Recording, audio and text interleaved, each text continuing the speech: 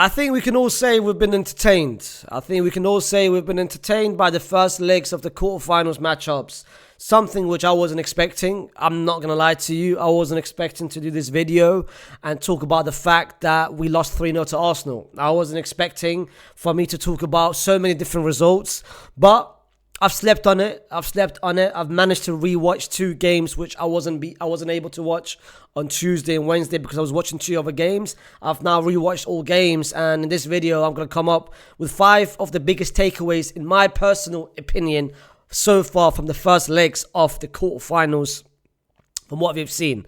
Before we go any further, don't forget to, of course, like the video, subscribe to the channel if you're new to the channel, and comment your own thoughts about any matchup and anything you've seen that you want to talk about. Listen, the first thing I want to talk about is Real Madrid and Arsenal. Again, I think I'm not going to re-say what I've already said in my match review, yeah?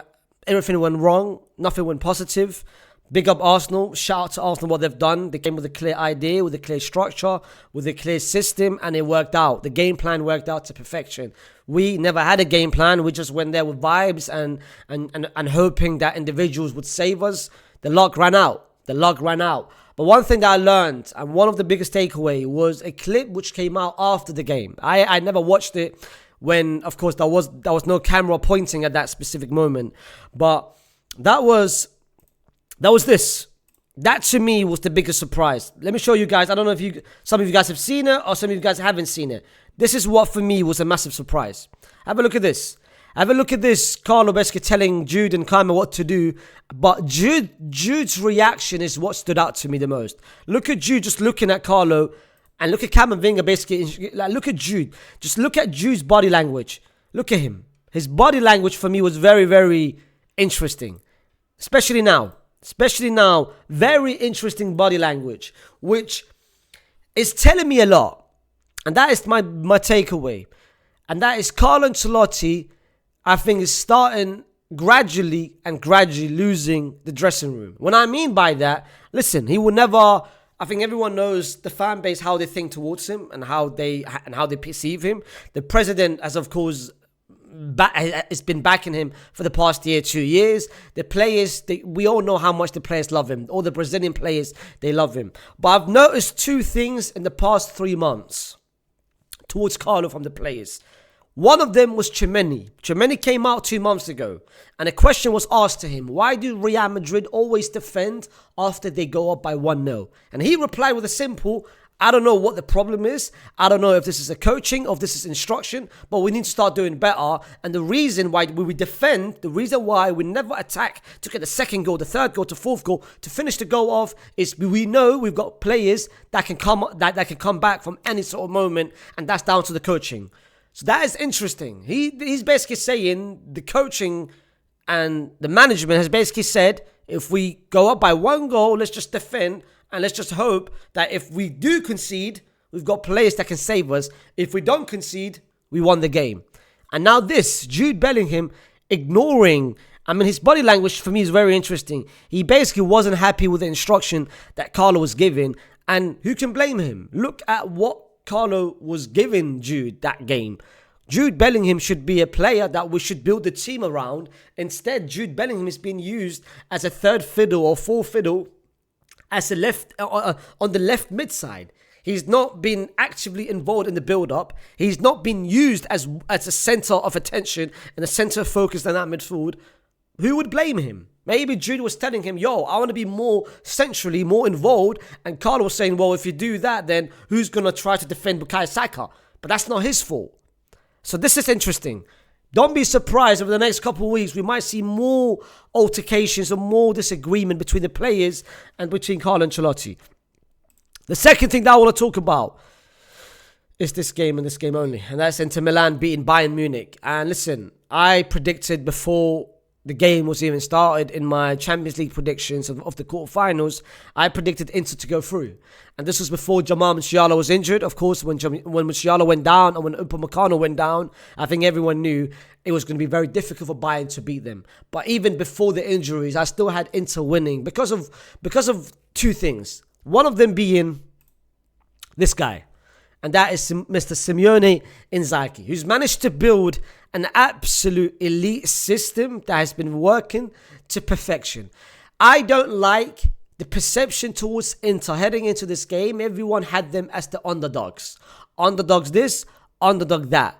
Inter Milan has done enough for the past 3 years, including reaching the Champions League final. They've done enough for them to be respected amongst Europe, amongst one of the best teams in Europe.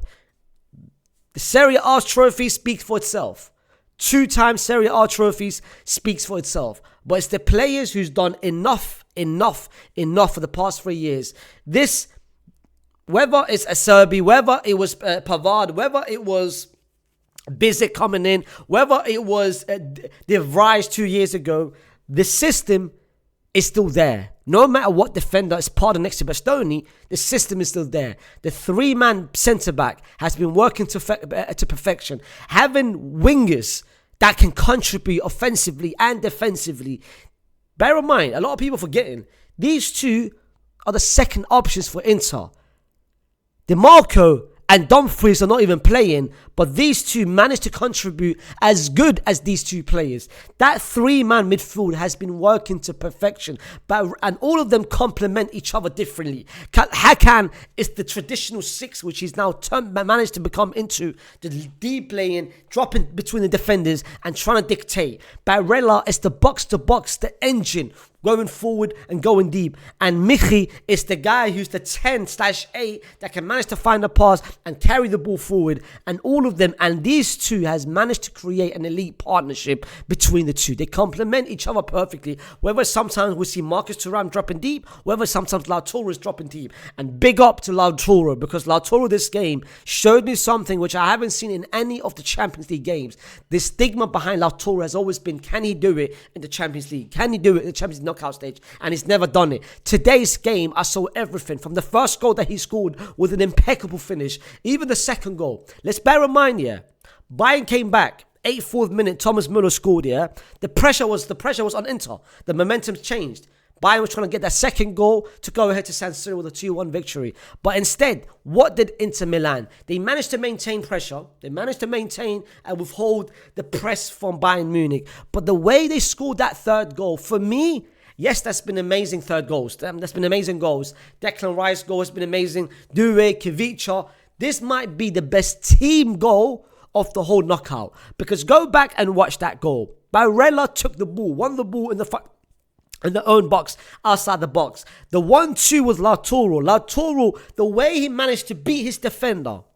The defender was thinking he was going to go and switch it on the right-hand side to Damian or to Thuram. Instead, now, fam, the way he managed to switch his body very quickly, the 1-2 with Barella first time passed to Renato Augusto. Augusto with a cross. I was surprised he crossed that. I thought he was going to shoot that. Crossed to Fratesi, and Fratesi scored the second goal. Inter Milan is special. There's a reason why I've got them reached to the final. It's because of this team. It's because of the system. But most importantly, it's because of Simone Inzaghi and what he's managed to build. The fact that they've only conceded 3 goals in over 10 games. 11 games of Champions League, and they've only conceded 3 goals. That needs to be respected. Enough underdog nonsense. These are not underdogs, bro. They are one of the main contenders for this trophy. The third thing that I want to talk about is Barcelona Dortmund. We all know about Barcelona. We all know about how well they played, and X, Y, and Z, and this and that, and this and that. But I want to talk about something else. I saw this stat coming up. Barcelona have scored 36 goals in 10 Champions League games under Hansi Flick. Let me just repeat that again. Barcelona has scored 36 goals in 10 Champions League games under Hansi Flick. You know how insane that is? And you can talk about the easy draws, playing Benfica, playing Brest, playing Belgrade, I believe it was. But bro, as easy as some of the opponents were, this record is still insane. And I still think they would have done this against tougher opponents. Let's not forget they beat Bayern by 4 goals. Let's not forget they beat Dortmund. They've scored 7 goals past Dortmund in 2 games. The same Dortmund side We reached the Champions League final last season, and the same Dortmund side that we were losing 2-0 against, we lost 2-0 against, and of course the comeback that we did. But they've managed to do it against all the type of opponents that they played. And they've done it. They've impressed. Every game, it looks like barbecue chicken for them. Every game, these three start scoring goals. Leo will not double digits. Rafinha is having a Messi-esque stats season. Rafinha has tied Messi's best ever goal involvement in the Champions League. And we're still in the quarterfinals. Yes, he's played 2 more games. We're still in the quarterfinals. So what Hansi Flick has done, this is why I say it must be fun for them. It must be fun watching, doing all of this every single game. Fully knowing that they go into every game unsure whether they're going to score 3 goals, 4 goals, 5 goals, 6 goals, whereas us, Real Madrid, we're going to every Champions League game and we don't know how many goals we will concede. Is it 1 goal, 2 goals, 3 goals, 4 goals? It's crazy, bro. It's crazy. The fourth thing that I want to talk about is, of course, PSG and Aston Villa. And I want to talk about, of course, listen, PSG for me, alongside Barcelona, are 2 of the best teams in the world, but not only the best team, they're 2 of the most entertaining teams around the world. I want to talk about one of the biggest things that I learned here, and I've been watching this over the past 3 Champions League games. The 2 games against Liverpool, and now this game against Aston Villa. And that is the front trio. Today, Barcola never played. Last game, Barcola played, Doué was on the bench. These three,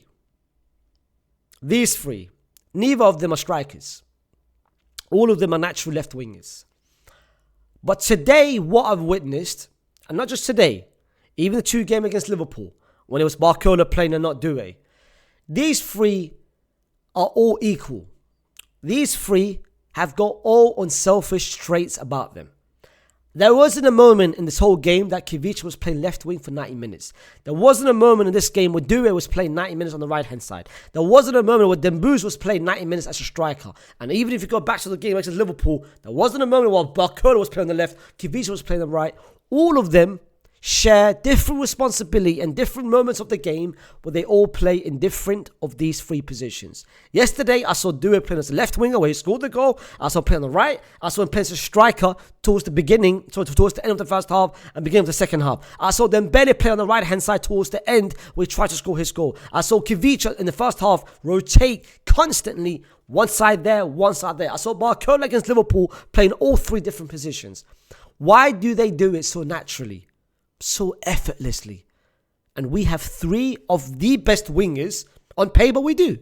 On paper, Real Madrid have got 3 of the best wingers in the world, the best 3 left wingers in the world, and that's Vini, Mbappe, Rodrigo. Why is it that all 3 of them cannot function to the same way all these 3 players can? Do you want me to tell you the answer? This is the difference between having a manager and having someone that is an imposter. What Enrique has managed to do, and again, this is credit to Vitinha, who broke the record in terms of the most passes completed, the most final passes completed. He broke the record of any Champions League game since 2003, 2004. Neves was very good. Mendes, yes, the first goal was a bit questionable, but the assist that he had and the goal that he scored was well taken. Great. Managed to stay composed under pressure when the tackle was made. Elite. Hakimi is having one of the best seasons, bro. Like this season, in terms of the best right backs in the world, you've got Hakimi, you've got Koundé, you've got Trent. Hakimi has been amongst those 3. I think Berardo did well, especially the second half where Watkins came on and there was more pressure and did very well despite the fact Marquinhos is of course on the bench. But I think what Paris Saint-Germain have done, and it starts with these 3. It starts with how unselfish all 3 of them are, and it makes it easy because when all 3 of them are moving, it helps these 3 midfielders massively. Like, you guys don't understand, when these 3 function well as a team, the job of these 3 makes it easier.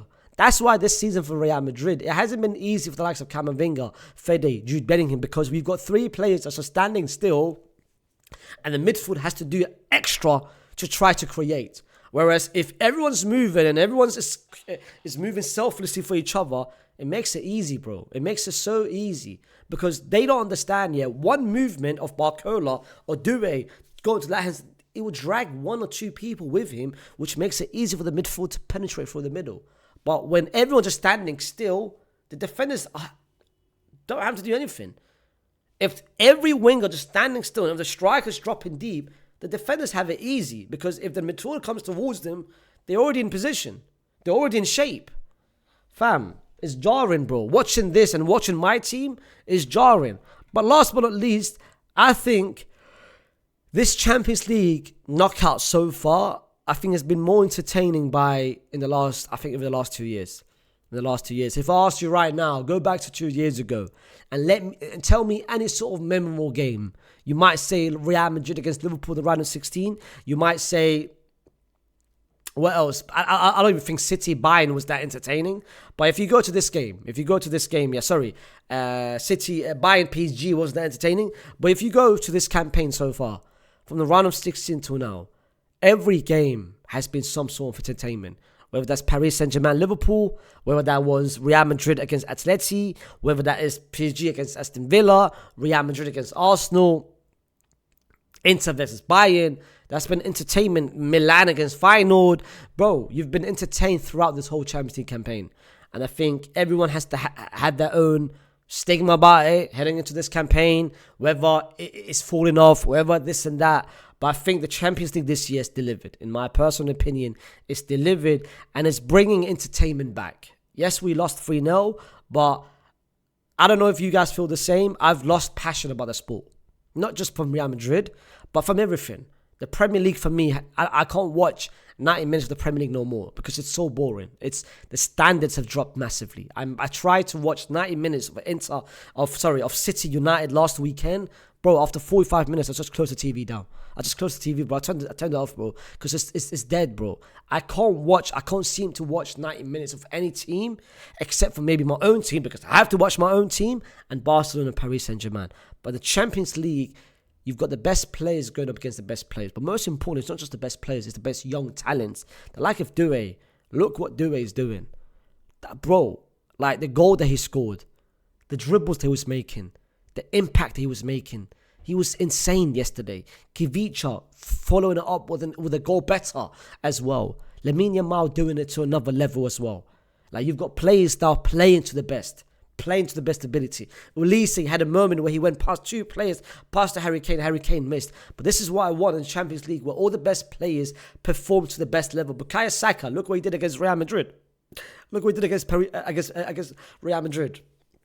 I can't lie. If I had to give a rating so far of the Champions League, I would give it 9 out of 10. I would give it 9 out of 10. Put down in the comments what you guys would rate this Champions League so far, the quarterfinals, or just as a whole. Put down in the comments what your biggest takeaways were. And listen, man, I'll come back tomorrow with a video where it's going to be a trial case. The state of Alabama against Carlo Ancelotti. Because Carlo Ancelotti is, and I repeat, is on trial of all the crimes that he's done so far this season. I'll see you tomorrow.